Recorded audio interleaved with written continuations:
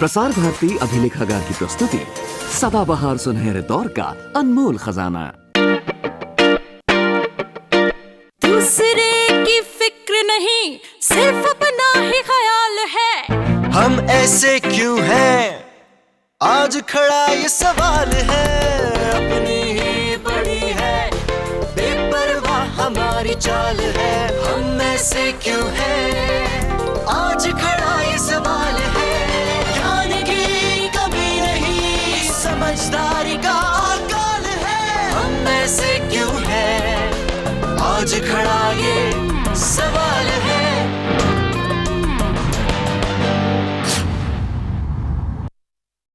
नमस्कार, स्वागत है आपका आपके ही शो हम ऐसे क्यों हैं में। आज हमारे साथ फिर दो खास मेहमान, मिस सुभा राजन CII की एक्सटर्नल अफेयर्स की हेड हैं, और मिस्टर शैलेश तिवारी जो G4S संस्था के रीजनल डायरेक्टर हैं फॉर साउथ एशिया रीजन। आप दोनों का स्वागत है। आप दोनों के साथ हमारी जुड़ी हुई है ऑडियंस भारतीय विद्या भवन से आई है, आपका भी स्वागत है। आज का मुद्दा 90% या 80% ऑफ हमारी पॉपुलेशन रियली बहुत गरीब है, लेकिन साथ ही साथ एक वेस्टेज का भी माहौल है। तो एक तरफ है गरीबी, तंगी, कमी, और दूसरी तरफ है बर्बादी। आज बात करेंगे वेस्टेजेस की। आप दोनों प्रोडक्टिविटी एक्सपर्ट्स हैं, आपसे शुरुआत करता हूं। शैलेश जी, ये बताइए कि हमारे देश में सबसे बड़ी वेस्टेज या बर्बादी किस बिंदु पे होती है? सबसे बड़ी वेस्टेज हमारी सोच में है। आपके मोन्टाज में आया है कि समझदारी की कमी। अगर तंगी है और अगर एक तरफ बर्बादी है तो महंगाई तो बढ़ जाएगी। एफिशिएंसी और इफेक्टिवनेस पर, प्रोडक्टिविटी पर डायरेक्ट असर आएगा, उसका डायरेक्ट प्रोपोर्शनल असर आएगा। तो चाहे वो बिजली हो, चाहे पानी हो, चाहे ट्रांसपोर्ट हो, रोड हो, और चाहे ऑयल हो, किसी भी साइड में आप देखें, खाने पर हो, सुनने में आता है कि एक जगह grains, millions of tons of grains पानी में बर्बाद हो गए। जब ये सब देखने को मिलता है, सुनने को मिलता है, तो लगता है कि बर्बादी एकदम सामने दिख रही है। और उसके लिए एक तरफ भुखमरी है, हाँ, और दूसरी तरफ hundreds of thousand tons of grain हमारा बर्बाद हो गया। जी, आपने बोला इफेक्टिवनेस और एफिशिएंसी। इफेक्टिवनेस और एफिशिएंसी। तो एफिशिएंसी हमारी कम है क्योंकि हम एक्स अमाउंट किसी भी रिसोर्स का लेके वाई जो रिजल्ट लाते हैं वो उसके अनुपात में कम होता है, बीच में वेस्ट हो जाता है। इफेक्टिवनेस कह सकते हैं हमारी ज़्यादा है क्योंकि किसी भी कीमत पर हम फाइनली वो गोल अचीव कर लेते हैं। लेकिन अगर हम आज बात शुरू करना चाहें, ये किस मुद्दे से शुरू करना चाहेंगे? क्या आप पानी की बात करना चाहेंगे कि इलेक्ट्रिसिटी की बात करना चाहेंगे, किसी और चीज़ की बात करना चाहेंगे? मैं एक सिंपल रोड पर बात करना चाहूँगा। 30 किलोमीटर मेरा ऑफिस है मेरे घर से। नॉर्मली 30 किलोमीटर ऑफिस है, 60 किलोमीटर घंटा की रफ्तार से अगर मैं जाता हूँ तो 30 मिनट में पहुँचना चाहिए। 10 मिनट ट्रैफिक का ले लिए, 40 मिनट में पहुँचना चाहिए। 2 घंटे में पहुँचता हूँ। तो सारी इफिशियंसी, चाहे मेरी 20 लाख की गाड़ी हो, चाहे मेरी करोड़ रुपए की गाड़ी हो, पेट्रोल डीजल सबका खर्चा रास्ते में है।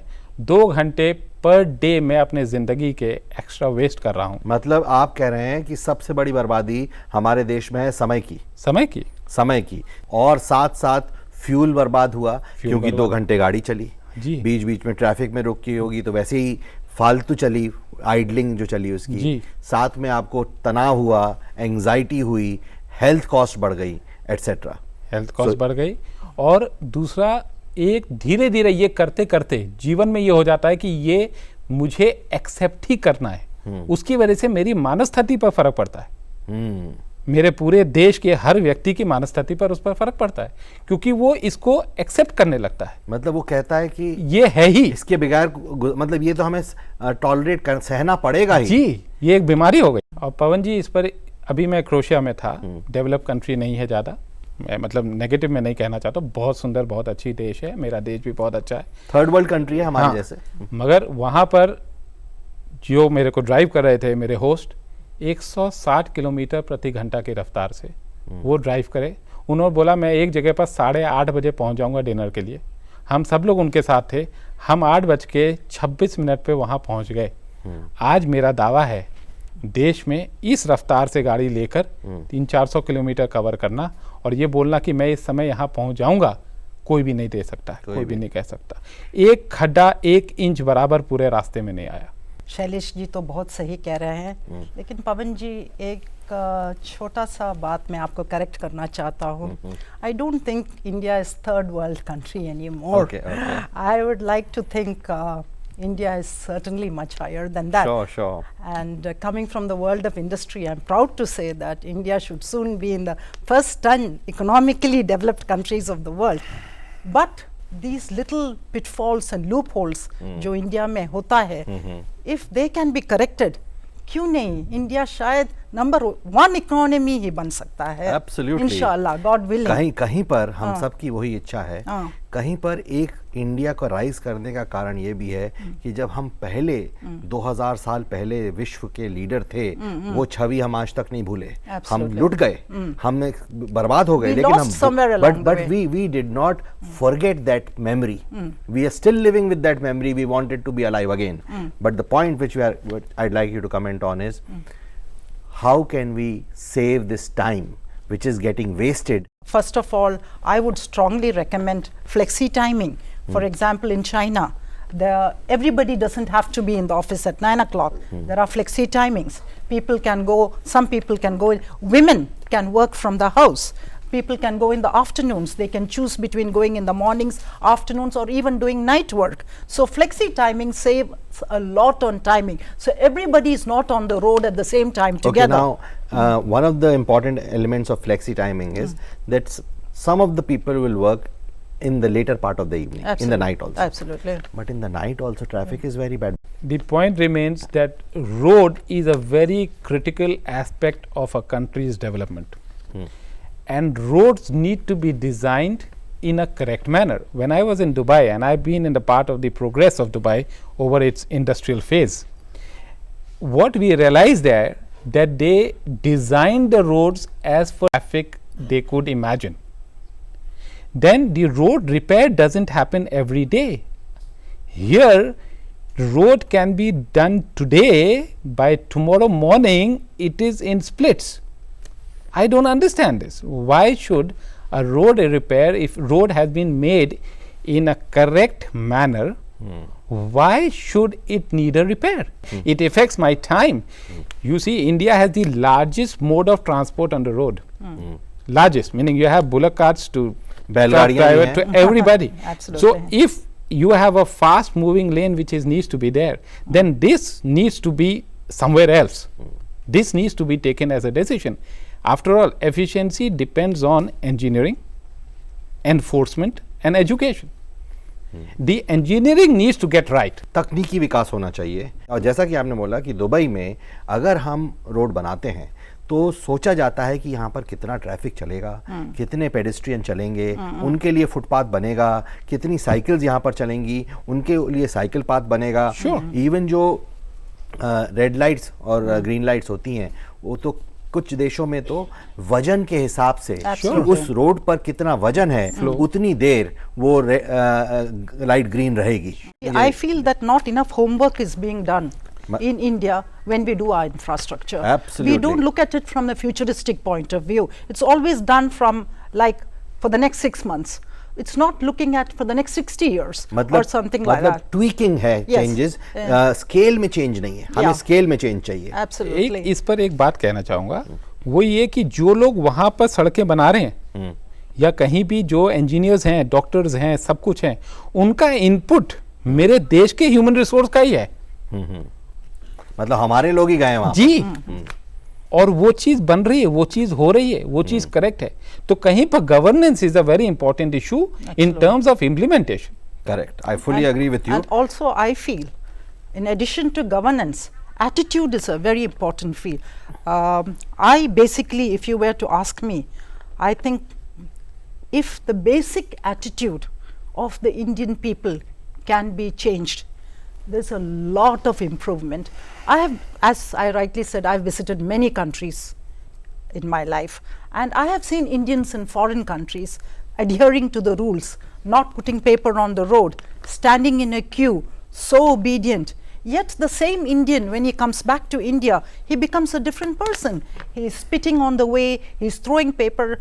He's the whole world, the whole of India becomes his backyard, his garbage can. Why can't the attitude of the Indians change towards their own motherland? Isn't it? I'm so happy to see the young generation sitting here, because they are the future of India, and they are the ones who are going to take India into becoming the top class economy in every way by basically changing their attitude. I'd just like to give a small example. My car was following a truck, a water tanker, which was continuously dripping water.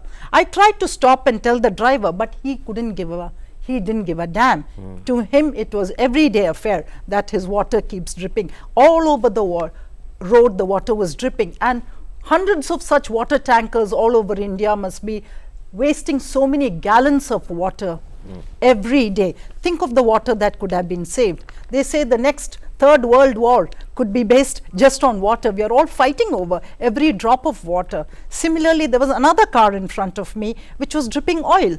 So two most important ingredients which we are fighting to save, the average Indian is wasting it by gallons every day. If every Indian takes a vow that I will not waste water, I will not waste oil, in addition to several other, these two basic things, I think India will have a long way to go. बड़ा अच्छे points आपने बोले. आपने बोला पानी save करो और oil save करो, आपने बोला समय सेव करो.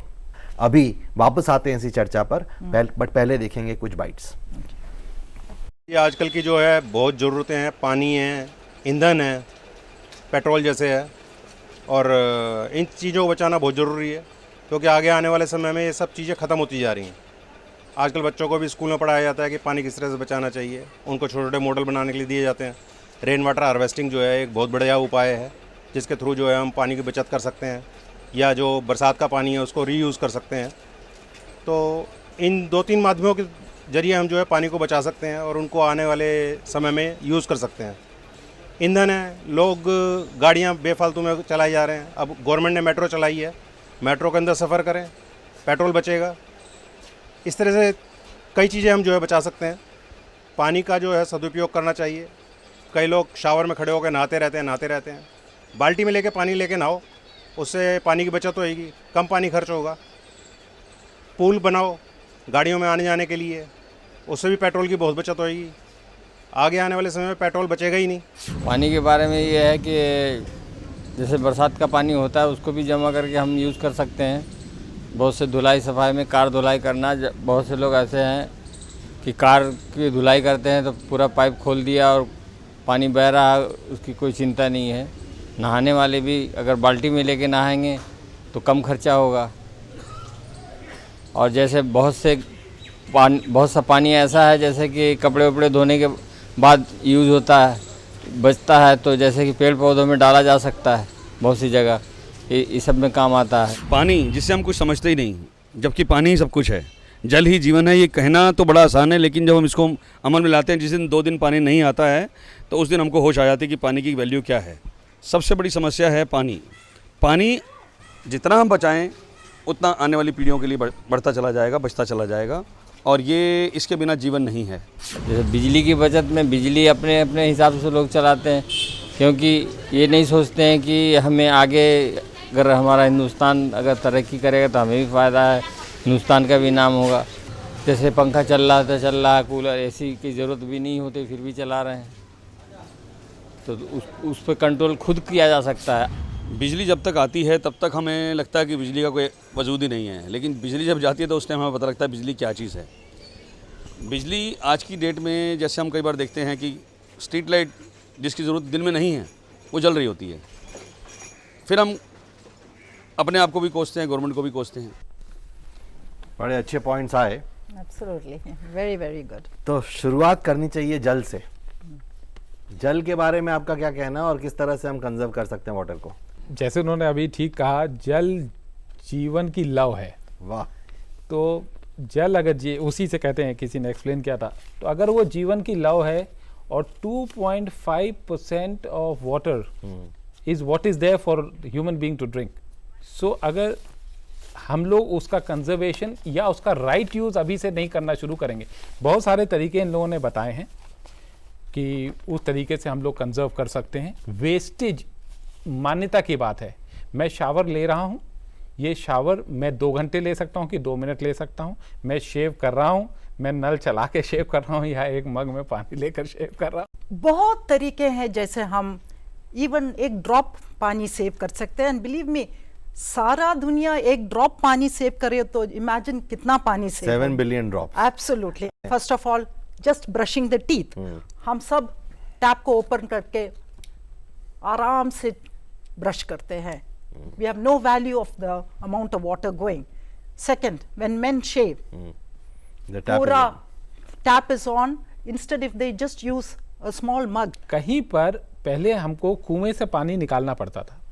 मैं अपने घर की बात बता रहा हूँ, अभी भी कुआं है घर में, कुएं से पानी खींचना पड़ता है। तो जब 2 बाल्टी कुएं से पानी खींचो तो लगता है कि 2 बाल्टी काफी खींच लिया। ठीक है, अभी पावर पंप ऑन कर दिया हमारे साहबजादे ने, वो भर गया है, ओवरफ्लो भी कर रहा है, तो वो महसूस नहीं होता। We are a very spoiled generation of people now. Everything is ready made, everything is coming handy. We don't have to sweat for it anymore.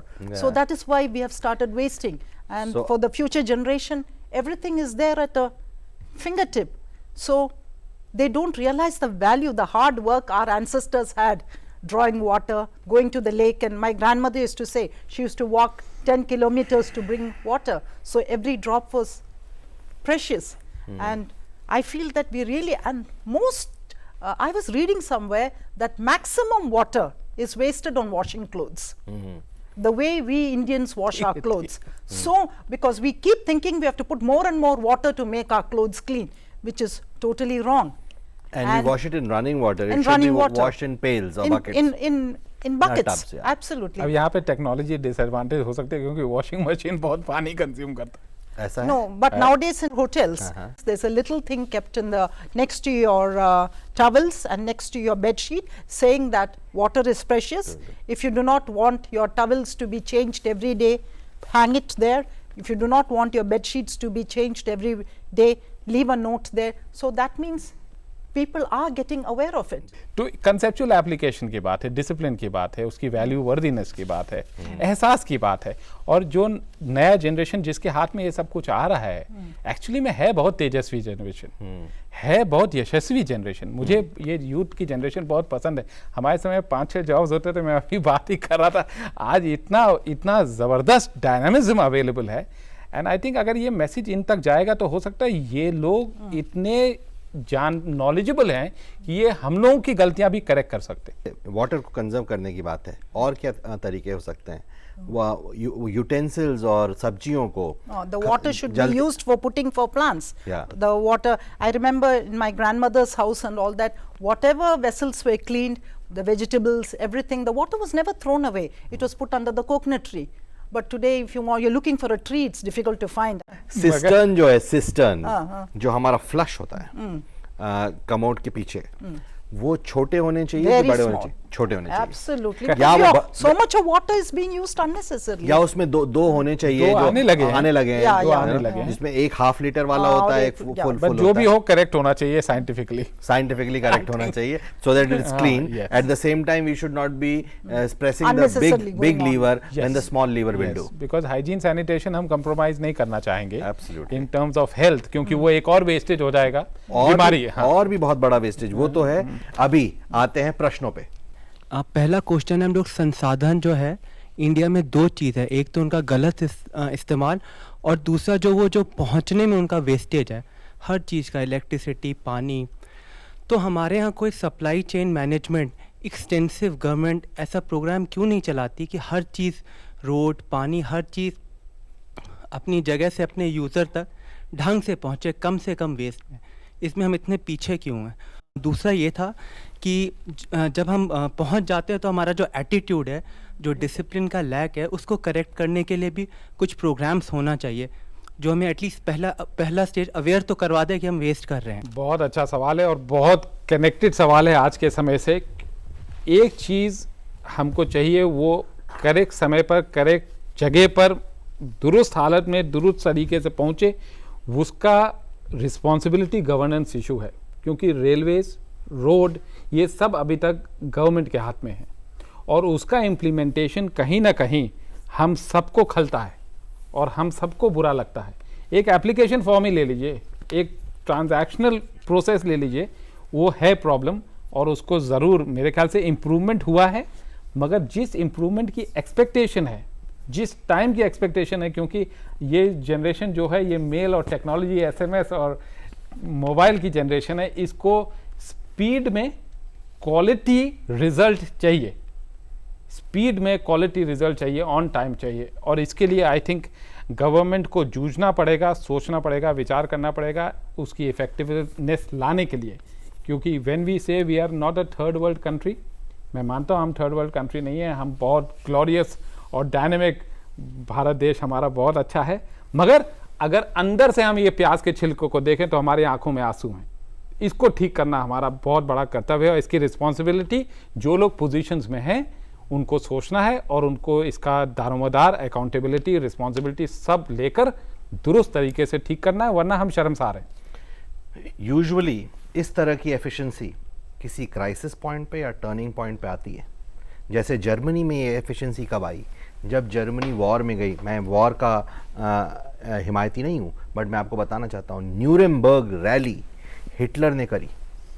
उस रैली का पर्पस था ये देखना कि मेरी रेलवेज़ और मेरी रोड्स मेरी आर्मीज़ को कितनी जल्दी पोलैंड तक पहुंचा पाएंगी, और उन्होंने लॉजिस्टिक्स डेवलप किए उस न्यूरेमबर्ग रैली के थ्रू।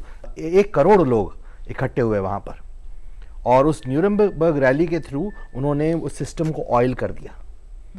फ्रांस और जर्मनी में जब पूछा गया कितना टाइम लगेगा हिटलर की आर्मीज़ को पहुँचने में जर्मनी से पोलैंड के बॉर्डर तक, तो वहाँ पर बोला गया 1 महीना 2 महीने, 48 घंटे में जर्मनी में पहुँच गई, पोलैंड में पहुँच गई उनकी आर्मीज़, क्योंकि वो न्यूरेमबर्ग रैली ने ऑयल कर दिया था सिस्टम को, टेस्टिंग हो गई थी। सो इसी तरह से आज भी हमारा देश एक ऐसे कगार पे खड़ा है जब जनता अपनी चीज़ एक्सपेक्टेशन रख रही है और पॉलिटिशियंस और ब्यूरोक्रेट्स भी आ रहे हैं सामने उठ के कि वो कुछ करने की कोशिश कर रहे हैं। तो शायद आने वाले टाइम में इस तरह के लॉसेस जो आप बोल रहे हैं और वेस्टेजेस हैं ज़रूर कम होंगी, ये आशा है हमारी। मैं एक्चुअली एक्स मिलिट्री ऑफिसर हूँ और जब दिल्ली यूनिवर्सिटी से सिलेक्ट होकर आर्मी में गया था तो सबसे पहली चीज़ हमको ये बताई गई थी, एफिशिएंसी पे बात कर रहा हूँ, वो ये बताई गई थी कि हमको चलना नहीं आता है। मतलब हमारी चाल ही इतनी बेढंगी थी कि वो हमको सिलेक्ट हो गए थे, हम सब लोग हो गए थे, बट हमको चलना नहीं आता। तो उस्ताद ने, जो एक 10वीं पास व्यक्ति था, मैं ग्रेजुएट था, उसने एक लाइन ऐसे बनी हुई थी 10 गज की, उसने कहा आप 10 गज चलो। तो हम लोग जब यहाँ से चले तो हमको 13 कदम चलना पड़ा और उसने 9 कदम में कवर किया। तो जीवन भर मेरे जहन में ये है कि अगर हमारी चाल, एफिशिएंसी वहाँ से, क्योंकि कभी पैर ऐसा पड़ता है, कभी पैर ऐसे पड़ता है, 2.5 इंच 4 इंच 6 इंच का फर्क पड़ता है हर चाल में। अगेन न्यूरेमबर्ग रैली से कनेक्टेड है, मिलिट्री ऑपरेशन से कनेक्टेड, ये चीज़ हम सबको पता है, हमारे यहाँ है, कहीं हम इसको नज़रअंदाज कर गए हैं, कहीं हम इसको भूल गए हैं, या कहीं हम खा के अघा गए हैं, मतलब ये है। और ये चीज़ गलत है, इसको हमको वापस रास्ते में लाने में कोई बहुत देर नहीं लगनी चाहिए अब, क्योंकि एक्सपेक्टेशंस इतनी है कि इसमें मैं ये भी कहना चाहूँगा कि सिर्फ हमारी गवर्नमेंट का ही फॉल्ट नहीं है ये। गवर्नमेंट डेफिनेटली, हमारा एक्सपेक्टेशन है गवर्नमेंट शुड डिलीवर, ये हम में भी है, और वो हमें भी अपने में चेंज लाना है और गवर्नमेंट को भी चेंज लाना है और वो दोनों चेंज हमें जल्दी से जल्दी लाने हैं, जिससे हम रियली वो देश बन पाए जो हम बनना चाहते हैं, जो कभी थे। ठीक बात। अगला प्रश्न। हमने बात की कि हम ऐसे सिस्टम डेवलप करें, हम ऐसे उपकरण डेवलप करें जिससे कि हम वेस्टेज को बचा सकें, बट मैं इस बारे में जानना चाहूँगा कि इन सब से पहले हमें अपनी मनोस्थिति बदलने की ज़रूरत है, क्योंकि जब हम आज भी देखें तो आज हमारे पास रिसोर्सेज हैं, हम उनको वेस्ट कर रहे हैं। आप गांव में जाकर देखिए, उनके पास 8 घंटे बिजली आती है, बट 8 घंटे के अंदर 6 घंटे उसको बिजली को वो वेस्ट करते हैं, क्योंकि वो तार जोड़ के रखते हैं, सस्ती बिजली उनको उपलब्ध कराई जाती है। तो मैं ये जानना चाहूँगा कि सरकार इस बारे में एफर्ट्स कर रही है, बट वो उनको इफ़ेक्टिव बनाने के लिए आप लोग एक मैसेज कन्वे करना चाह रहे हैं, तो उसके बारे में आप क्या कहना चाहेंगे? हमारा मैक्सिमम पावर आपको मालूम है कैसे वेस्ट होता है? आपको ये मालूम नहीं होगा कि हमारे हर घर में टीवी है, ये टीवी हम रिमोट से कंट्रोल करते हैं। सो हमारे सुविधा के लिए, हमारे कन्वीनियंस के लिए हम सवेरे उठ के टीवी ऑन करता है, बट पूरा रात उसका स्विच ऑन रहता है। हमारा जो माइक्रोवेव है, हमारा कंप्यूटर्स है, लैपटॉप्स है, डीवीडी प्लेयर्स है, जो भी इलेक्ट्रिकल अप्लायंसेस हमारे घर में, जिनका भी घर में हो, पूरा रात ऑन है। आपको मालूम है कितना पावर उसमें से वेस्टेज हो रहा है? हम थोड़ा सा एक एफर्ट लेगा कि रात को उठ के वो स्विच ऑफ करें। जो भी इलेक्ट्रिकल अप्लायंसेस हमारे घर में है, जस्ट गेट अप, 2 कदम जाइए और उसको ऑफ कीजिए। वो 2 कदम, 2 steps is all I am requesting you. वो 2 कदम लेने से हम हमारे भारत को सेव कर सकते हैं, उतना पावर हम सेव कर सकते हैं। Believe me, even in big industries they give lessons to their workers. Please save. It's no longer produce and that is make money. Today there is CSR. There are lessons on teaching people to save. It's no longer just making money. आजकल पहले वो हमको बगीचा में ले जाएगा, garden में ले बोल दे, देखो हमारा गार्डन्स, हम कितना एनर्जी कंजर्व करते हैं, हम इधर पानी वेस्ट नहीं करते हैं। They are more proud of showing the environment, the gardens, than of showing the product. Do you realize that every tree you cut, how much of you are depleting the earth? It's like taking away a life. Why are we using so much of unnecessary papers? Newspapers आप लोग इतना waste करता है। ये चर्चा जारी रखेंगे। आज जो हमारे सामने 2 इम्पॉर्टेंट मुद्दे उठ के आए, वो ये है कि समय की बर्बादी भी एक बहुत बड़ी बर्बादी है और उसको हम कैसे रोक सकते हैं। उसके लिए एफिशिएंट रोड और ट्रैफिक डिज़ाइन बहुत इंपॉर्टेंट है। दूसरा मुद्दा उठ के आया कि वाटर को जो कंजर्वेशन है उसको हम कैसे कंजर्व कर सकते हैं, थोड़ी थोड़ी अपनी आदतें बदलने से।